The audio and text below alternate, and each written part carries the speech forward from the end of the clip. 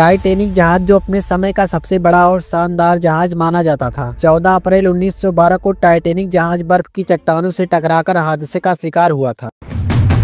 इस हादसे में करीब 1500 लोगों की मौत हो गई थी। टाइटैनिक उस दौर में विलासिता का दूसरा नाम था। इस पर सफर करना एक सपने को उड़ान देने जैसा था। 10 अप्रैल 1912 को यह अपने पहले सफर के लिए साउथहैम्पटन से न्यूयॉर्क के लिए निकला था। उस वक्त इस पर करीब 2200 लोग सवार थे। इस पर यात्रियों की सुख सुविधा का पूरा इंतजाम था। यही वजह थी कि इंग्लैंड और अमेरिका के जाने माने बिजनेसमैन इस जहाज से सफर कर रहे थे। खुद जहाज के मालिक इसके पहले सफर के गवाह के रूप में इस पर सवार थे। 3 दिन इसके यात्रियों ने इसके सुख सुविधाओं का पूरा लुत्फ उठाया। लेकिन 14 अप्रैल उनके लिए मनहूसित भरा था। अटलांटिक में अपने सफर को जारी रखते हुए यह जहाज लगातार आगे बढ़ रहा था, लेकिन इसी दौरान एक बड़ा हिमखंड इस जहाज से टकरा गया, जिससे विमान में गहरी दरार बन गई। इस पानी के दबाव से यह दरार और बढ़ गई और देखते ही देखते जहाज में पानी भरना शुरू हो गया और यह 2 हिस्सों में बट गया। इस जहाज पर इतनी लाइफ बोट नहीं थी कि सभी यात्रियों को उनसे सुरक्षित बचाया जा सके। डूबते जहाज ने बचाव के लिए कई सिग्नल भी दिए, लेकिन तत्काल कोई राहत नहीं मिल सकी। टाइटैनिक 14 अप्रैल की रात करीब 11:40 पर हिमखंड से टकराया था